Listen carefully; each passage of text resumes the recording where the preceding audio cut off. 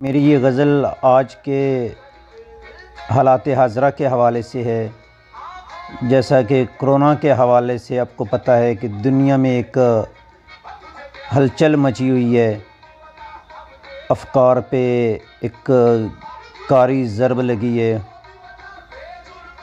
इसके असरात क्या हैं और आने वाले दौर में क्या पड़ने हैं, उसको यहाँ पे बयान किया है।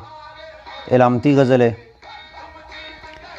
कितने सफ़ेद पोश शर्मसार हो गए, कितने सफ़ेद पोश शर्मसार हो गए, कैसे चरागे ज़ीस्त थे बेकार हो गए।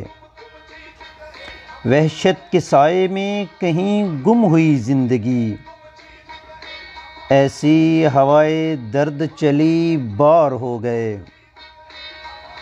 एक हादसा हुआ मेरे होते हुए यहाँ, एक हादसा हुआ मेरे होते हुए यहाँ, एक हादसे की मार थे बीमार हो गए।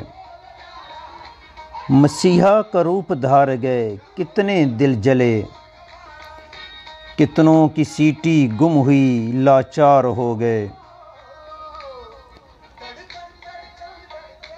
अफ़कार इर्तिकाए जहाँ की नज़र हुए, अफ़कार इर्तिकाए जहाँ की नज़र हुए, फरसूदगी का ढेर थे अखबार हो गए।